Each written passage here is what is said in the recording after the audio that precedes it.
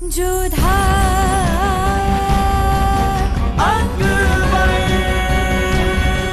ये धारावाहिक किसी प्रकार की ऐतिहासिकता का दावा नहीं करता। तत्कालीन परिस्थितियों को दर्शाने के लिए आवश्यक और उचित नाटकीय रूपांतर किए गए हैं। ऐतिहासिक रूप से जोधाबाई के स्थान पर हरकाबाई, हीर कुंवर जैसे नाम इतिहास में प्रचलित हैं। ये धारावाहिक किसी भी सामाजिक परंपरा और पारिवारिक संबंधों का ऐतिहासिक दावा नहीं करता है। इसका उद्देश्य किसी भी समुदाय की भावनाओं को ठेस पहुंचाना नहीं है। मोती, सास के रूप में हमारी मासा यहाँ पर उपस्थित है। कितना ध्यान रखती है ना वो हमारा। चाहती तो वो भी हमें गहने या कपड़े दे सकती थी, परंतु वो हमारे मन को समझती है। जितनी भी भेंट हमें मिली है ना, उसमें से सबसे अधिक प्रिय हमें अम्मी जान की भेंट ही लगी। शहंशाह हिंद बादशाह जलालुद्दीन मोहम्मद तशरीफ ला रहे हैं। प्रणाम। इसे यहाँ रख दो। माफ कीजिएगा जोधा बेगम, आपके तोहफे में देरी हो गई। दरअसल हम ये सोच ही नहीं पाए कि आपको तोहफे में दे क्या। क्यों? पहली बार तो आप किसी को भेंट दे नहीं रहे हैं। ऐसी भेंटें तो आप बहुत बार लोगों को दे चुके होंगे, फिर हमारी भेंट लाने में इतने सोचने की आवश्यकता क्यों पड़ी आपको? डर गए थे जोधा बेगम, ये सोच के कि कहीं आपके सवालों की तरह आपकी पसंद भी अजीब ना हो। अब ताना मारना कब छोड़ेंगे हमें? जिस दिन आप पेशानी पर बल डालना छोड़ देंगे उस दिन जोधा बेगम। खैर, हम बात तोहफे की कर रहे थे तो बड़ा सोचने के बाद हम आपके लिए ये तोहफा लेकर आए। हमें यकीन है कि आपको ये पसंद आएगा। हमने कहा था ना मोती से, सोने चांदी और गहनों से ऊपर कुछ सोच ही नहीं सकते हैं शहंशाह। परंतु अभी तो आपने कहा कि आप हमें अभी तक समझ ही नहीं पाए, फिर इतने विश्वास से कैसे कह सकते हैं कि आपकी दी हुई भेंट हमें पसंद आ जाएगी? इतने दिनों के बाद तो इतना आपको जाने गए हैं जोधा बेगम कि आपको क्या पसंद है क्या नहीं। हम कह रहे हैं ना, आपको पसंद आएगा। और जो हमें अच्छा ना लगा तो फिर हम कहेंगे जोधा बेगम की बुजुर्गों ने कहा है कि भले ही तुम्हें तोहफा पसंद ना हो, लेकिन फिर भी उसे कबूल कर लेना चाहिए, क्योंकि तोहफे की कीमत नहीं, उसे देने वाले की दिल से नीयत देखी जाती है। आपकी नीयत पे तो हमें कोई संदेह है ही नहीं। कब कहाँ कैसे पलट जाए कोई नहीं समझ सकता। और इतना तो हम जान चुके हैं कि आपके अंदर हृदय तो है ही नहीं। तो फिर ये सोच लीजिए तोहफा हमने अपने दिमाग से दिया है। इसे देख लीजिए, अगली मुलाकात चर्च में होगी जोधा बेगम।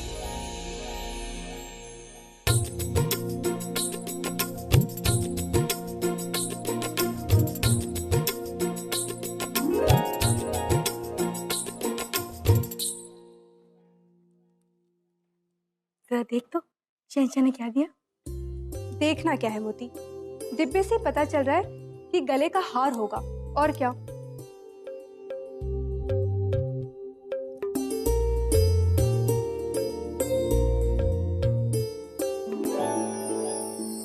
जोधा, तनिक देखो तो कितना सुंदर है।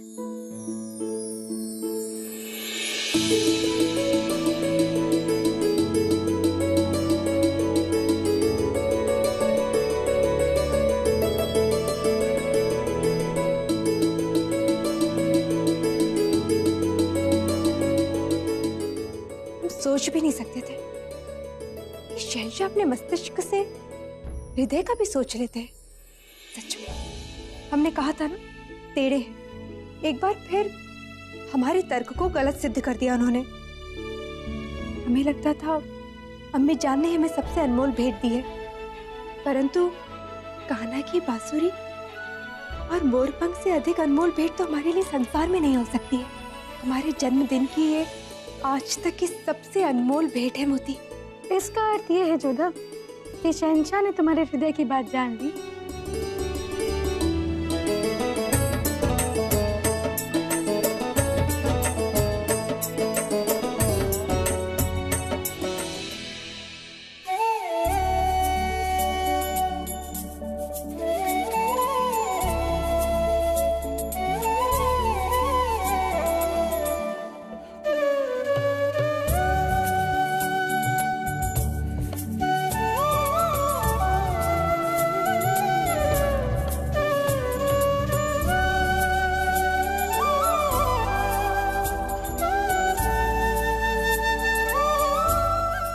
हे कान्हा, शहंशाह और जोधा की जोड़ी सदा बनाए रखना।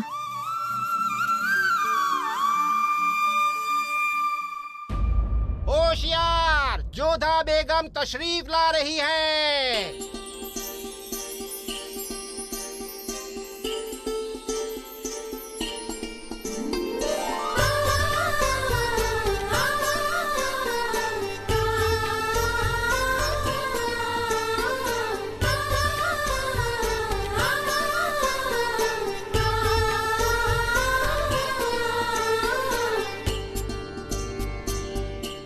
आज के जश्न में आप सब हजरात का इस्तकबाल करते हैं हम। आज जोधा बेगम की सालगिरह है और इस खुशी के मौके पर हम मुगल सल्तनत के तमाम लोगों की ओर से उन्हें मुबारकबाद देते हैं। जोधा बेगम की पसंद को ख्याल में रखते हुए शहंशाह ने कुछ फनकारों को बुलवाया है। जश्न का आगाज हो।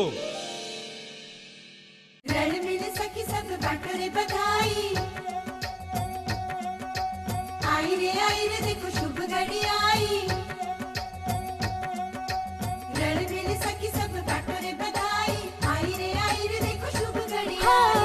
शुभ मंगल रानी साधारो, शुभ मंगल रानी सा हमारो, बधाई तुम स्वीकारो, हमारो बधाई तुम स्वीकारो।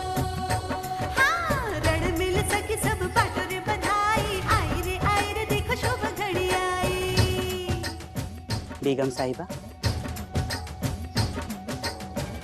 आपके लिए खास शरबत। नहीं, अभी हमारा मन नहीं। पी लीजिए न जोधा बेगम, हमारा दिल रह जाएगा।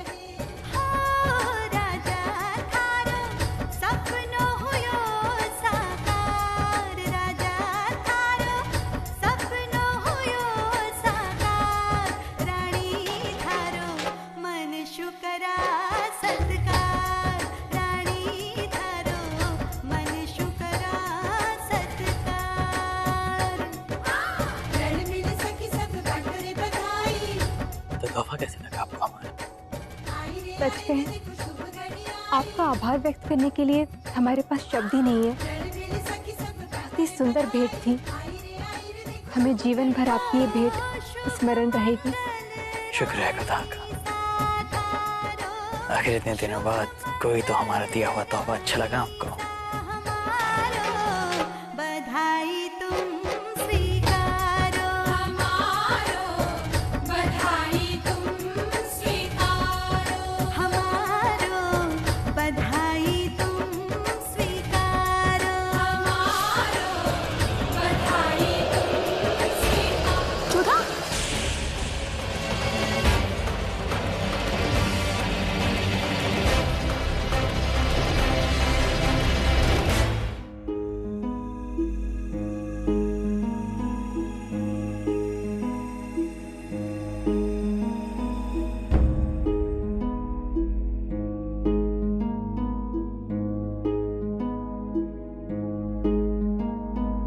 इनकी तबीयत ठीक तो है ना? तबीयत तो आपकी खुश हो जाएगी। शहंशाह और सल्तनत दोनों के लिए खुशखबरी है। जोधा बेगम मां बनने वाली है।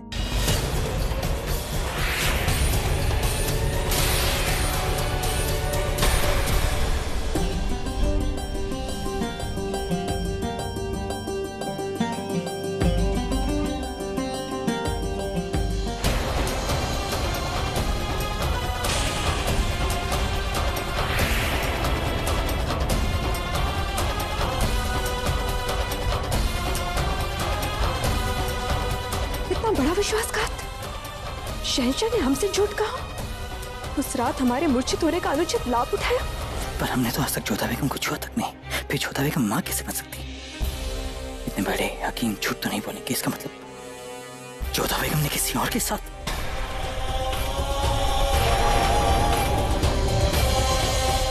जलाल ने हमसे झूठ कहा कि उस रात उनके और जोधा बेगम के बीच कुछ नहीं हुआ था।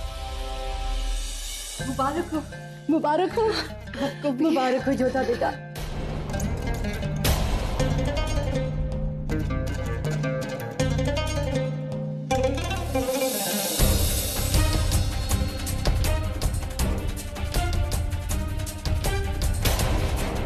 हमेशा तुम्हें सलामत रखे जोधा बेटा। हम तुम्हारी सालगिरह के तोहफे दे रहे थे, उल्टा तुमने हमें दुनिया का सबसे खूबसूरत तोहफा दे डाला। हमें नहीं, पूरी सल्तनत को इतनी बड़ी खुशी दे डाली है।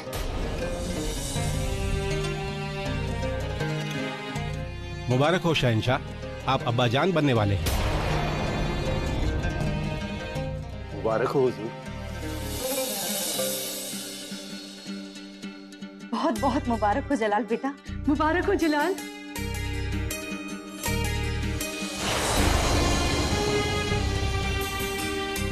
मुबारक हो बेटा। तुमसे इतना बड़ा छल करके सबसे बधाइयां ले रहे हैं शहंशाह। कितने बड़े कुटिल हैं।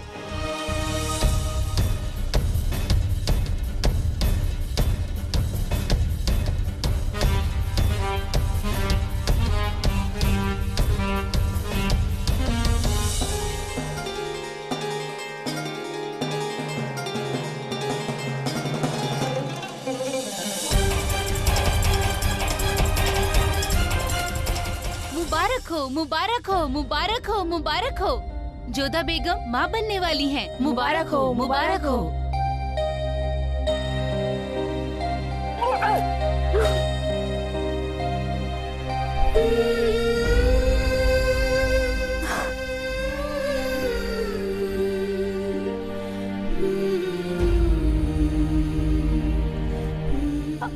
संभल कर जोधा, संभल कर। कैसे संभाले अपने आप को मोती?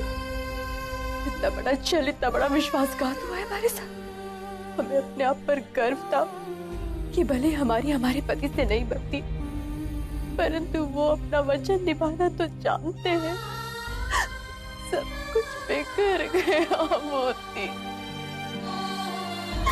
सब कुछ बेकार। क्षमा करना चाहता, परंतु जो हुआ उसके पश्चात हमारी शक्ति नहीं है कि हम तुमसे क्या करें। समझ तो हमें नहीं आ रहा है मोती, सब लोगों से क्या कहे। सब हमें बधाइयां दे रहे, आशीर्वाद दे रहे, और हमें उनकी बधाइयां श्राप जैसी लग रही है। एक पत्नी अपने पति से अपेक्षा रखती है कि वो उसका मान रखे, उसकी लाज रखे, परंतु ये एक पत्नी के लिए कितनी बड़ी पीड़ा की बात है कि उसका ही पति उसका मान भंग कर दे, उसकी लज्जा छीन ले। मोती, शहंशाह ने हमारी इच्छा के विरुद्ध हमसे संबंध बनाया।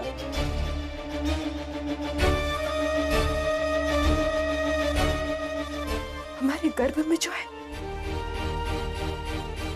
प्रेम का प्रतीक नहीं है, बल्कि हमारे मांग भंग होने का प्रतीक है। मोती, अब जो भी हो, इस सत्य को स्वीकारना होगा जोधा। सत्य नहीं, विष है। अम्मी जान बहुत प्रसन्न है, परंतु उस विष को मन में रखे हम उनके सामने प्रसन्नता कैसे दिखाए मोती? इस सूचना को सुनने के बाद सब लोग उत्सव मनाएंगे, परंतु शोक के अंधकार को हम अपने मन से कैसे हटाए मोती? शहंशाह ने हमारा मान, सम्मान, गौरव सब कुछ छिन्न भिन्न कर दिया। हमारे साथ उन्होंने विश्वासघात किया है, अपना वचन तोड़ा है, और आज हमें समझ आया कि राजवंशी और मुगलों में अंतर क्या होता है। मोती,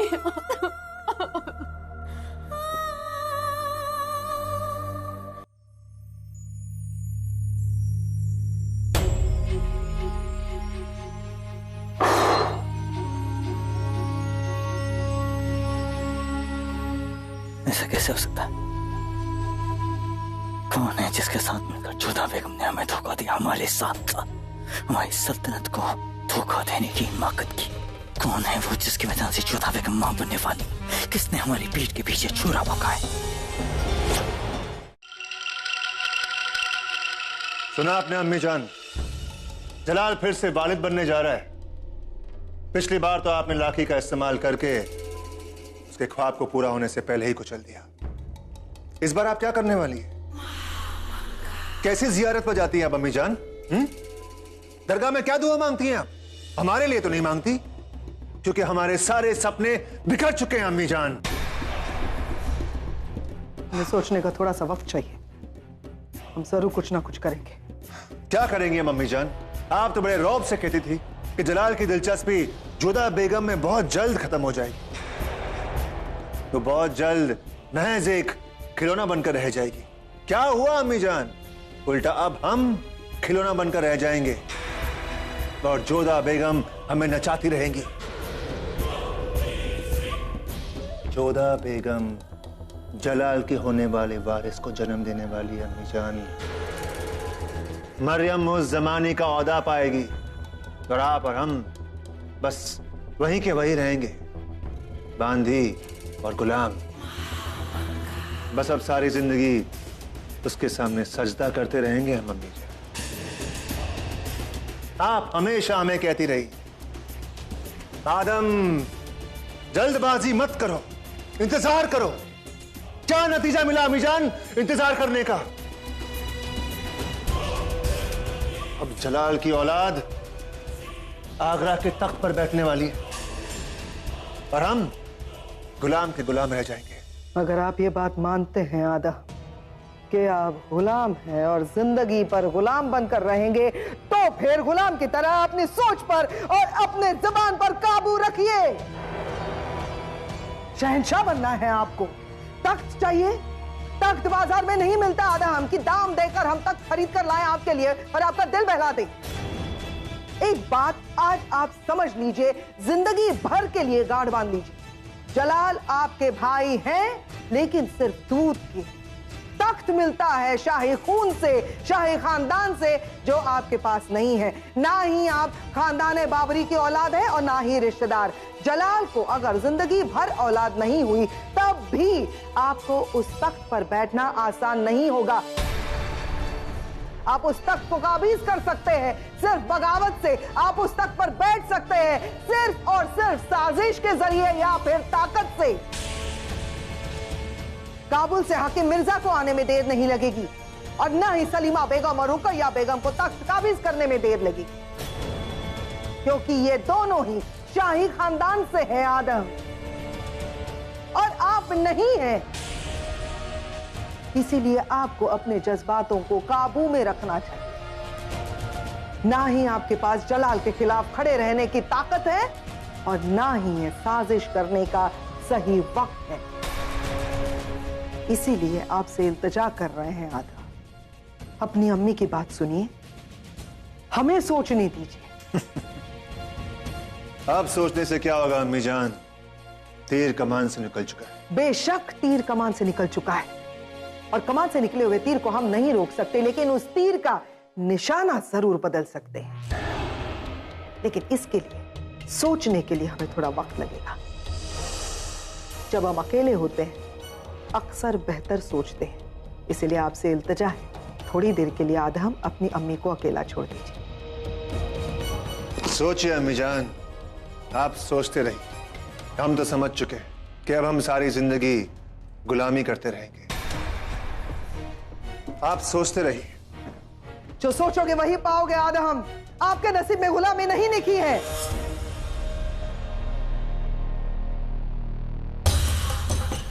एक बात तो आदम बिल्कुल सही कहे,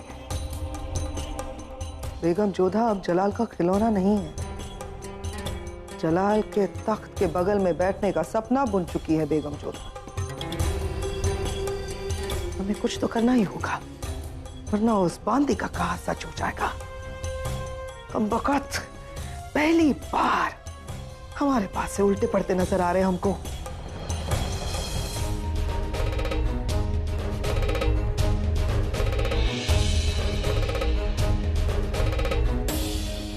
उस रात को आज से पहले कभी हमारी और जोधा बेगम के बीच ऐसा रिश्ता बना ही नहीं। फिर कौन है वो धोखेबाज?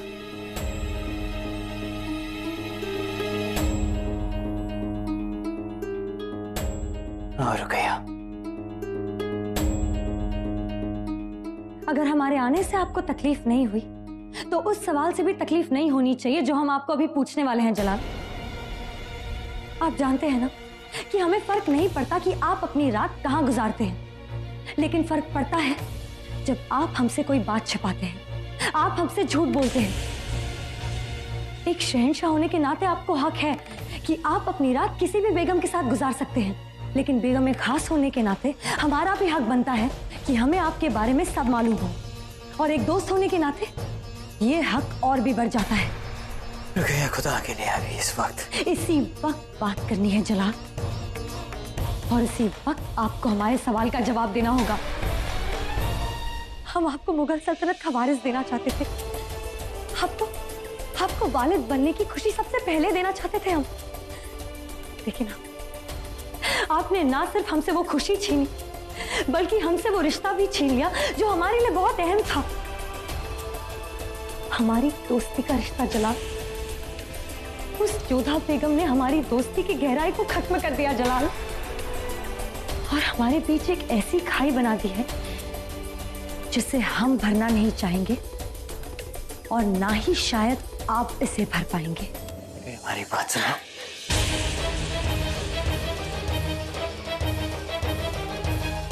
ना सिर्फ हमारे भरोसे का मजाक उड़ाया है उसने, बल्कि हमारे और रुकैया बेगम के बीच के भरोसे का भी मजाक बना दिया है। हम आपको कभी माफ नहीं कर सकते हैं, और ना इस गुनहगार को जिसने आपका साथ दिया। पर फिर वही सवाल कि आखिर है कौन?